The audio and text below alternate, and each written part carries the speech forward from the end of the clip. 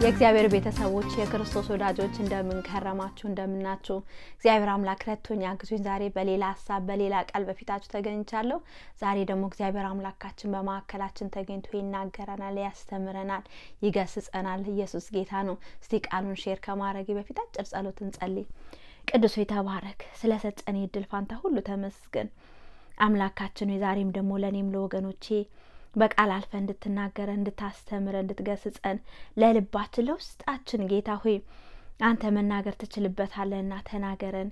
እኛም ደግሞ ሰምተን እንድንኖርበት 30 60 100 ፍሬ እንድናፈራበት አንተ እርዳን። ተጽዕኖ ሁሉ በየስም ይሰበር፣ አየሩ ሁሉ በየስም ይለቀቅ።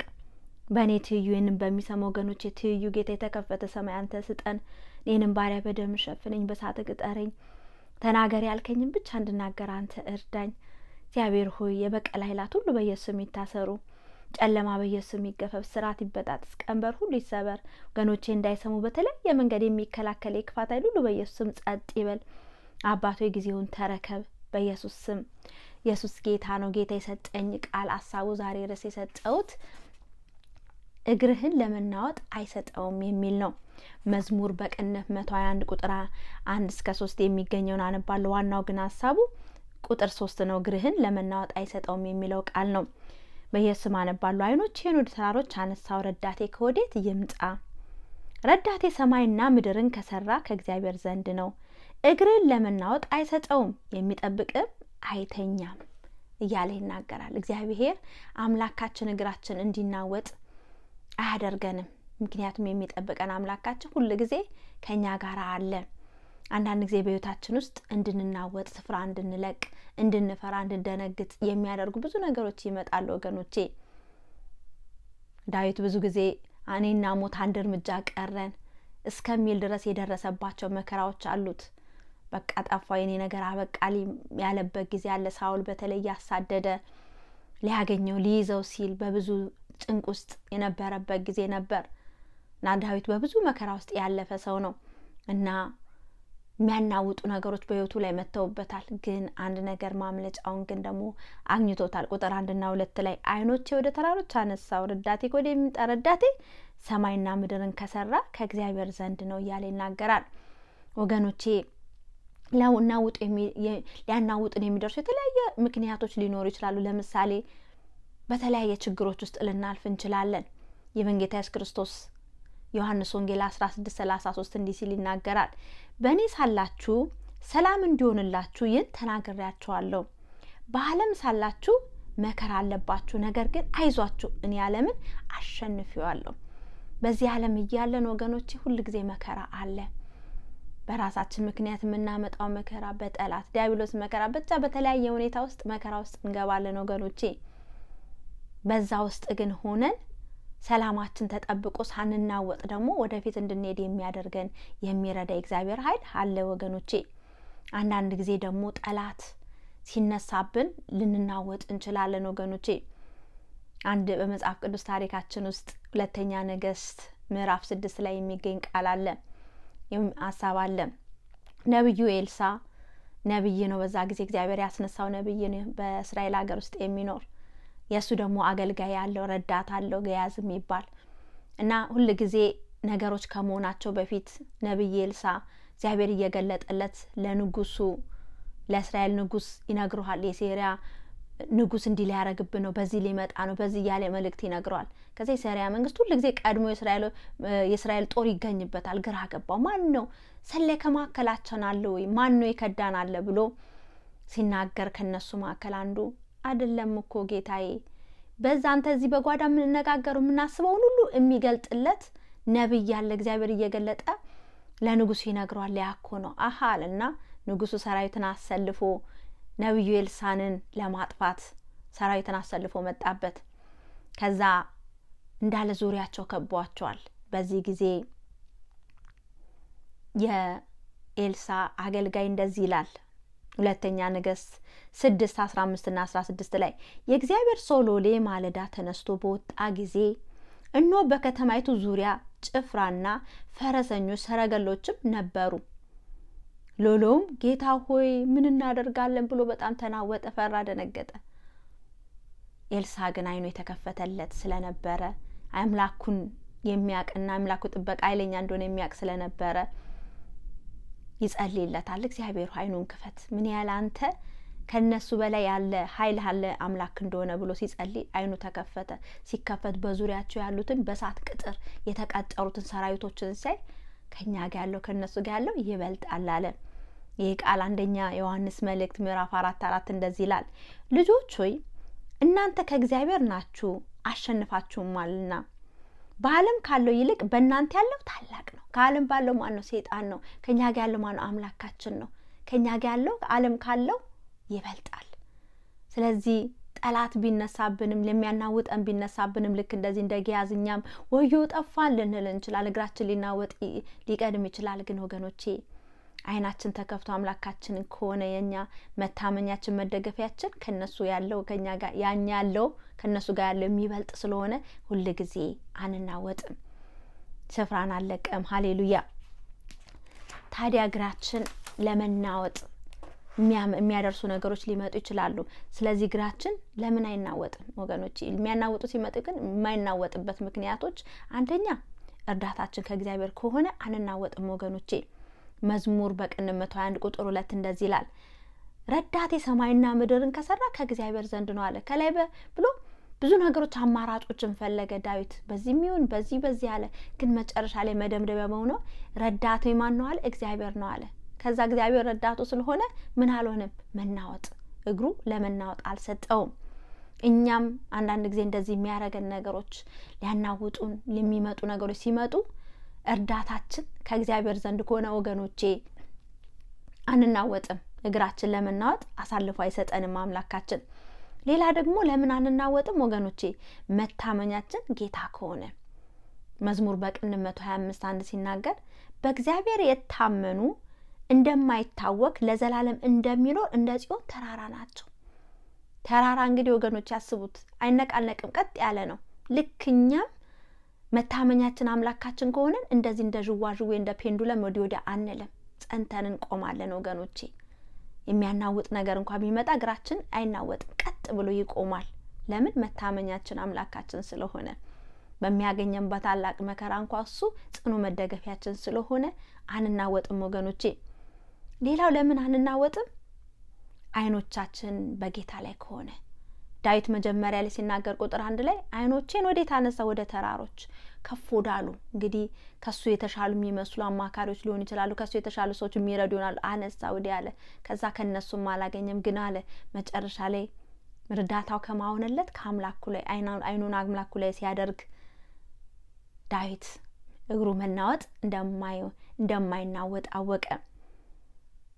ዕብራውያን 12:2 ሲናገር የእምነታችንና ራስና ፈጻሚውን ኢየሱስን ተመልክተን በፊታችን ያለው ሩጫ በትዕግስት እንሩጥ።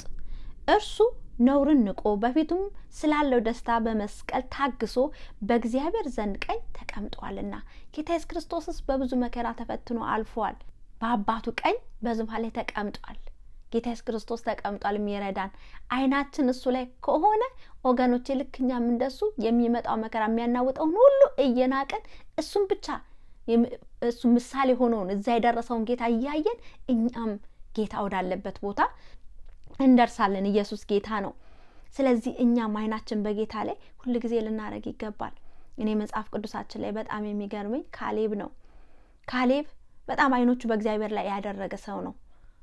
እንዳውም ሙሴ 12 ሰላዮችን እንዲልቅ እግዚአብሔር ተናግሮት ከሄዱት ውስጥ አንዱ ካሌብ ነው። ኢያሱና ካሌብ ናቸው። ሌሎች ደግሞ 10 ነገሮች ናቸው። እና ሄደው አብረው ነው የጎበኙት፣ አብረው ነው ሁሉ የሚያዩት። ጠላቶቻቸውንም አይተዋል፣ የሚያምረውን ምድር አይተዋል። ነገር ግን ካሌብ አይኑ ትኩር ብሎ ያይ ነበረ አምላኩን ነው፣ ትልቁን አምላኩን ነበር የሚያይ ነበረው። በዛ የተነሳ አምላኩ ትልቅ እንደሆነ ታላቅ እንደሆነ ከሱ በላይ ማንም እንደሌለ ስላወቀ እዛ የሚያያቸው ትልልቅ አናቂም የሚባሉት ረጃጅም ሰዎችን ግዙፍ የሆኑቶችን አልታዩትም። ለምን? ትልቁን አምላኩን ስላየ። ከዛ ሲመለሱ እንኳን እነዛ 10ዎቹ መጥፎ ወሬ ይዘው መጡ። እኛ በጣም ትንሽ ነን፣ ያየናቸው ሰዎች ትልልቅ ናቸው ብለው ያዩትን አይናቸው የጣሉባቸውን ሰዎችን ሲናገሩ ህዝቡ ተናወጠ። ካሌብ ግን ያየው ትልቁን አምላኩ ስለነበረ እንደውም ማለት ቶሎ ጊዜ አንፍጭ፣ ሄደን እንዳው እንውረስ እንደ እንጀራ ይሆኑልናል። እነሱ ጥላቸው የተገፈፉ ናቸው። አምላካችን ከፊታችን ቀድሟል፣ ትልቁ ጌታችን እና አምላካችን ትልቅ ነው፣ ከነሱ በላይ ነው። እኛ ያየናቸውን ካየን እንጠፋለን፣ ግን ያየነው ትልቁ አምላካችን ከሆነ ግን እንወርሳለን። እንሂድ ብሎ ካሌብ ተናገረ። እሱም ልክ አምላኩ አይኑ ላይ ያደረገውን እንደዛ በአይኑ ላይ ሳይናወጥ ወዲህ ወዲያ ሳይል ባየው ነገር ወዲህ ወዲያ ሳይል ሳይናወጥ ቀጥ ብሎ ያያትን ምድር ወረሳት። ወገኖቼ እኛም አይኖቻችንን ሁል ጊዜ ጌታ ላይ እናርክ። የሚያናውጥ በተለያየ ምክንያቱ ሲመጣ ጌታን ኩትኩር ብለን ካየነው በዚህ ምድር ላይ ያለው ነገር መከራ፣ ችግሩ፣ የሚያናውጠን ነገር ቀላል ይሆንልናል ወገኖቼ። ስለዚህ ጌታን አምላካችን ዛሬ የሚናገረን እንዳንናወጥ ከፈለግን ወገኖቼ እርዳታችን በእግዚአብሔር ዘንድ እናርግ። መታመኛችን ጌታ ይሁን እና አይኖቻችን ሁል ጊዜ በጌታ ላይ እናርግ። ከዛም ጌታ ኢየሱስ ክርስቶስን እየተመለከትን ወዳየልን ቦታ እንደርሳለን። ጌታ ኢየሱስ ክርስቶስ ጋር ለዘላለም ሳንናወጥ ስፍራ ሳንለቅ ከሱ ጋር ለዘላለም እንኖራለን። ሃሌሉያ። እንግዲህ ጌታ የሰጠኝ ሐሳቡ ቃሉ ይሄ ነው። ለሚያማችሁ ወገኖቼ በኢየሱስ ብላችሁ እጃችሁ ጫኑ። ጌታ ደግሞ ታላቅ የሆነ ፈውስን ያደርጋል። ሃሌሉያ። ቅዱስ የተባረክ ስለመጣውና ቅዱስ ቃል ተመስገን። ጌታ ኢየሱስ የሚያናውጥ ነገር እንኳን ቢመጣ አንተን ከተደገፍን፣ አንተን ጌታ አይናችን አንተ ላይ ካደረግን፣ ረዳታችን አንተ ከሆንክ አንናወጥም። ጌታ እግራችን ለመናወጥ አሳልፈ አትሰጠንም። ምክንያቱም ለሚታመኑብን አንተ እውነተኛ መታመኛ ነህ፣ ለሚደገፉብን እውነተኛ መደገፊያ ነህ። አምላካችን ሆይ ተመስገን። ሃሌሉያ። ሪካ ፓስኬ ፓራካላማዲያ መንፈስ ቅዱስ ሆይ ተባረክ። መንፈስ ቅዱስ እግዚአብሔር ሆይ ተባረክ። ሃሌሉያ። ሬላማሲ ፓራካላማዲያ አሁንም ለሚያማቸው ወገኖች ይጸልያለሁ። በሚያማቸው ስፍራ እጃቸው በጫኑ ላይ ስምን እጠራለሁ። የጌታን ስም የሚጠራ ይድናል እንደሚለው ቃል አሁን ወገኖቼ እንድትዳሳቸው፣ እንድትፈውሳቸው፣ እንድታድናቸው የበሽታ ምንጩ ሁሉ በኢየሱስ እንዲደርቅ ከሚያውቁት ከማያውቁት ከትንሽ ከትልቅ በሽታ ከዚህ ሰዓት ጀምሮ አሁን የተፈወሱ ይሁኑ። በኢየሱስ ስም ተጽዕኖ ሁሉ የፈረሰ ይሁን። ተግዳሮቶች ሁሉ በኢየሱስ ስም ቀጥ ይበሉ። ወገኖቼን አልፈው እንዳይሄዱ እንዳይሻገሩ የሚያናውጣቸው ግራ የሚያጋባቸው ከዚህ ሰዓት ጀምሮ በኢየሱስ ስም ጸጥ ይበል።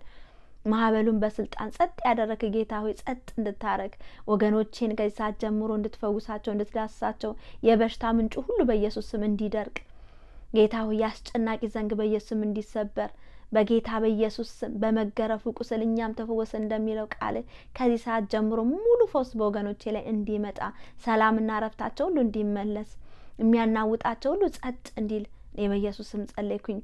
አባቶ የተመስገን። ወገኖቼን ስለዳሰስክ ስለፈወስካቸው ተባረክ። ክብር ላንተ ይሁን በኢየሱስ ስም። አንድ ጥሪ ደግሞ ሳላረግ ፕሮግራሜን አልጨርስም። ጌታ ኢየሱስ ክርስቶስን አዳኜ ጌታዬ አድርጌ እቀበላለሁ።